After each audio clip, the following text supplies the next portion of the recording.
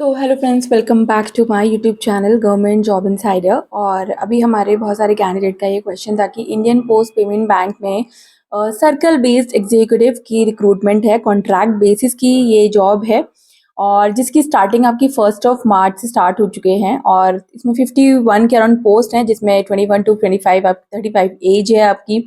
और इसमें जो वैकेंसीज हैं आप देख सकते हो कि जनरल की कितनी है, ईडब्ल्यूएस की कितनी है। और यहाँ पे पूरा सर्कल दिया हुआ है, उस स्टेट दिया हुआ है कि उस सर्कल में और उस स्टेट में कितनी कितनी वैकेंसीज हैं। तो आप अपने अकॉर्डिंग इस वैकेंसी को चेक कर सकते हैं। आप जिस भी स्टेट या जिस भी सर्कल से आप अप्लाई करना चाहते हो इस फॉर्म को।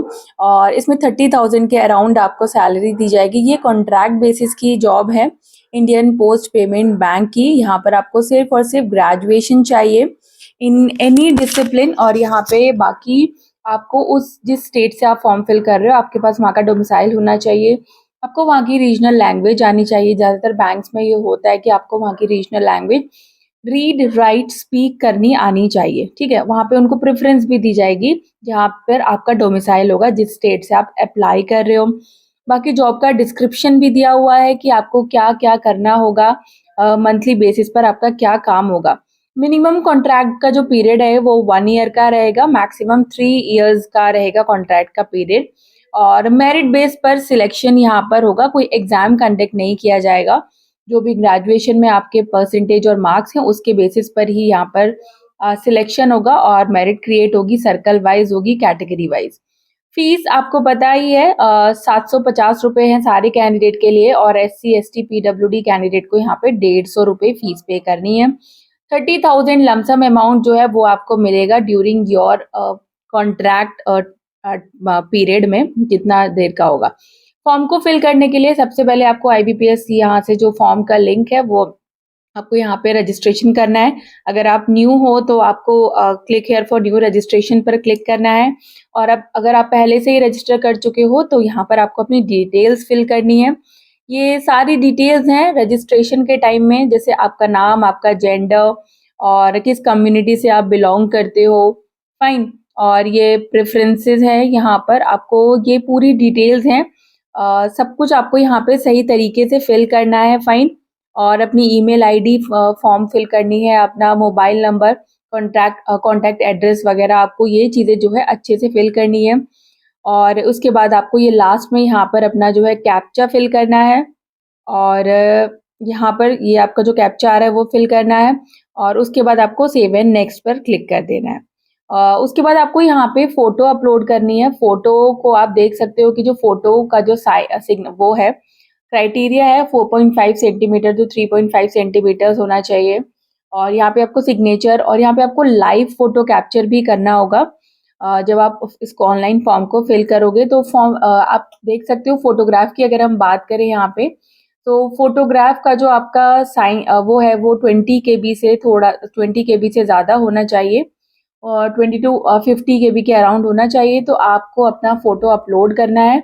और अगर आपके पास फ़ोटो है और वो इमेज रीसाइज़ नहीं है तो आप इमेज को रीसाइज़ भी कर सकते हो। गूगल पर जाकर बहुत सारी वेबसाइट्स होती हैं जो आपके फ़ोटो के इमेज को रीसाइज़ कर सकती हैं। तो आप इस तरीके से 200 ये करके 230 पिक्सल को करके JPG फॉर्मेट में इसको अपलोड करना है आपको। फ़ोटो जो है आपका पासपोर्ट साइज़ होना चाहिए, लाइट कलर का बैकग्राउंड होना चाहिए। ठीक है, आपका जो फेस है वो फुली मतलब बिल्कुल अच्छे से शो होना चाहिए। तो आपको ये चीज़ ध्यान रखनी है कि जब भी आप अपना इमेज रीसाइज़ करो तो वो फ़ोटो जो है वो बिल्कुल क्लियर होना चाहिए, ब्लर नहीं दिखना चाहिए, अदरवाइज़ वो फ़ोटो रिजेक्ट भी हो जाता है।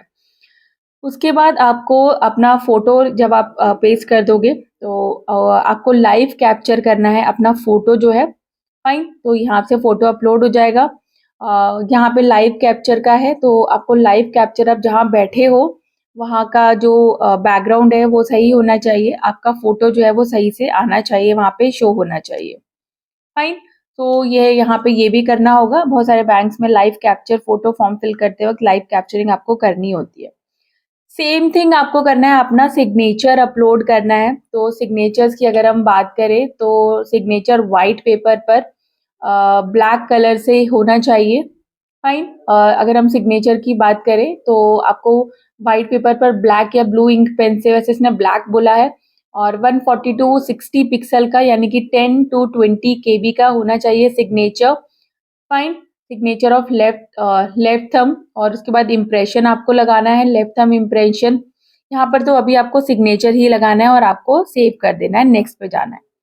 अब यहाँ पे ये सारी डिटेल्स हैं कि आर यू एक्स सर्विसमैन और किस सर्कल से आपको फॉर्म फिल करना है। बैंकिंग आउटलेट आप देख सकते हो कि किस सर्कल के स्टेट में, मतलब कहाँ पे कितनी वैकेंसीज हैं, तो आपको सर्कल चूज करना है, बैंकिंग आउटलेट चूज करना है कि आप कहाँ से फॉर्म को फिल करना चाहते हो। आपकी कैटेगरी आपको देखनी है, रिलीजन पूछेगा, और अगर डिसेबिलिटी है तो वो डिसेबिलिटी आपको देखनी है, किस स्टेट से फिल करना चाहते हो। फाइन, और ये सारी जो डिस्क्रिप्शन हैं, जहाँ ये सारे जो पॉइंट्स हैं कि आर यू एक्स सर्विसमैन और डिसेबिलिटी तो नहीं है, तो ये सारे पॉइंट्स में आपको यस नो करना है अपने अकॉर्डिंग। आपको कोई डिसेबिलिटी है तो यस करना है, नहीं है तो नो करना है। एक्स सर्विसमैन हो, प्रीवियसली वर्कड हो, वो पीडब्ल्यूडी कैंडिडेट हो, तो यहाँ पर वो सारी डिटेल्स आपको फिल करनी है। सर्कल है, किस सर्कल के आउटलेट, किस आउटलेट से फॉर्म फिल कर रहे हो, क्या कैटेगरी है, रिलीजन वगैरह भी पूछ लिए जाते हैं, जैसे यहाँ पे कैटेगरी पूछा हुआ है। तो आपको अपने अकॉर्डिंग ही यहाँ पर पूरी डिटेल्स जो है अच्छे से फिल करनी है, और यहाँ पर फिर आपको यस नो वगैरह करना है जो आपको डिटेल्स यहाँ पे पूछी गई हैं। उसके बाद ये जब हम कर लेंगे तो इसके बाद हम जो है नेक्स्ट पे चलेंगे। अभी पहले आप इसको पूरा फॉर्म को फिल कीजिएगा।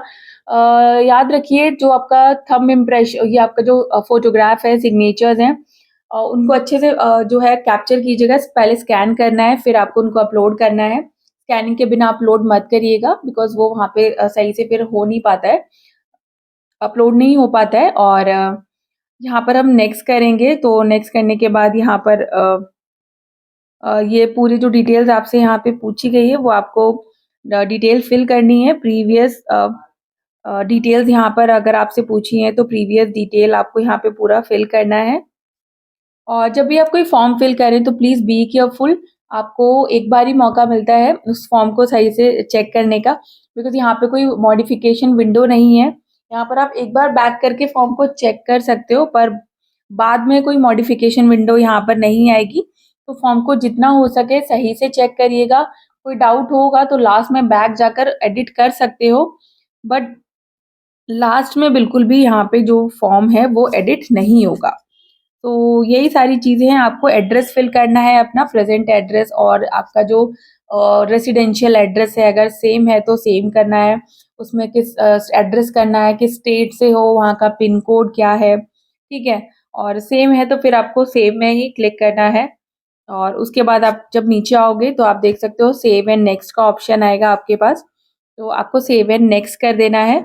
और अगर आप बैक जाना चाहते हो तो बैक भी जा सकते हो। अगर आपको डाउट है किसी चीज़ क्वेश्चन उसमें कि मैंने कुछ गलत फिल कर दिया है तो आप उसको करें। फिर यहाँ पे आपको अपनी एजुकेशनल डिटेल्स देनी है कि ग्रेजुएशन कितनी परसेंटेज थी, किस यूनिवर्सिटी या उससे किया है, फाइन। और पोस्ट ग्रेजुएशन है तो डिटेल्स यहाँ पे एजुकेशनल क्वालिफिकेशंस की डिटेल ही आपको पूरी फिल करनी है यहाँ पे, और उनको भी अच्छे से ही आपको फिल करना है। बहुत ध्यान से आपको ये चीज़ देखनी है, पूरी डिटेल्स आपको यहाँ पे फिल करनी है। और डॉक्यूमेंट्स अगर अपलोड करने के लिए मांगा है तो आपको डॉक्यूमेंट अपलोड करने होंगे। फाइन, अगर बोला है कि डॉक्यूमेंट अपलोड करना है और year of passing, date of passing क्या थी आपकी, क्या परसेंटेज थी, तो वो सारी डिटेल्स आपको यहाँ पे फिल करनी होंगी। और जब डिटेल्स आप फिल कर लोगे तो यहाँ पर नीचे लैंग्वेज, आपको कौन सी लैंग्वेज आती है, रीड राइट स्पीक करना तीनों आना चाहिए। जो भी लैंग्वेज, जैसे हिंदी है, हिंदी आपको रीड राइट स्पीक करनी आती है, इंग्लिश आपको रीड राइट स्पीक करनी आती है, या आप अगर आप बंगाल से हो तो बंगाली आती है, या किसी और स्टेट से हो, साउथ से हो, तो आपको वो ऑफिशियल लैंग्वेज आनी चाहिए। तो ये आपका रजिस्ट्रेशन यहाँ पर पूरा कंप्लीट हो चुका है इस फॉर्म का। इसके बाद हम यहाँ पे एप्लीकेशन जो फीस है जो आपको पेमेंट करना है, उस एप्लीकेशन फीस को हम यहाँ पर पेमेंट करेंगे। अगर आपको कुछ डाउट है तो बैक जाकर आप एडिट कर सकते हो, बाद में एडिट नहीं कर पाओगे जब फाइनल सबमिशन हो जाएगा। तो यहाँ पे हम कंटिन्यू कर देंगे और उसके बाद हम यहाँ पर अपना लेफ्ट थंब इम्प्रेशन लगाएंगे। यहाँ पे लेफ्ट थंब इम्प्रेशन बोला गया है तो वो अपलोड करेंगे। रिज्यूमे अपलोड करना है, यहाँ पे हैंड रिटन डिक्लेरेशन अपलोड करना है। ये तीनों चीज़ें आपको यहाँ पर अपलोड करनी है। और इसकी गाइडलाइंस भी हैं कि वो कितने कितने केबी का होना चाहिए। Hand written declaration white paper पर ब्लैक पेन से लिखा होना चाहिए, कैपिटल लेटर्स में नहीं होना चाहिए और कैंडिडेट की ओन हैंडराइटिंग में होना चाहिए। तो उसको लिखकर स्कैन करना है, फिर उसको अपलोड करना है। फाइन। और लेफ्ट थंब इम्प्रेशन करना है, वो प्रॉपरली स्कैन करना है, वो स्मज नहीं होना चाहिए, क्लियरली विजिबल होना चाहिए। फाइन। और यही डिटेल्स है। फिर आपको रिज्यूमे भी अपलोड करना है, जिसमें आपने अगर प्रीवियस एक्सपीरियंस है आपके पास तो वो डिटेल्स भी आपको यहाँ पे फिल करनी है पूरी। और जब आप ये चीज़ें, आपको ये पूरा जब भी आप ये जब अपलोड कर रहे हो तो उसका साइज आपको नोटिफिकेशन में ही देखने को मिल जाएगा। उस नोटिफिकेशन से आपको पूरा ध्यान से देखना है कि कितने केबी का है, किस उसमें मांगा है, जेपीजी में है या पीडीएफ में है। तो वो चीज़ आपको यहाँ पे ध्यान रखनी होगी, कितने केबी का आपको यहाँ पे अपलोड करना है। तो वो सारी चीज़ें यहाँ पे डूज़ एंड डोंट्स भी दिया है कि कैप्चर करते समय क्या नहीं करना है, क्या करना है। और यहाँ पे फिर आपको ये कैप्चा है वो फिल करना है, देन आपको नेक्स्ट कर देना है। फाइन, नेक्स्ट कर देंगे तो हम यहाँ पर अब पूरा बस फीस पेमेंट करना है। तो ये फीस पेमेंट का ऑप्शन है, credit card, debit card, net banking, आप जो भी यूज़ करना चाहते हो उससे आप कर सकते हो। और ऐसी इन्फॉर्मेटिव वीडियो के लिए चैनल को सब्सक्राइब करें।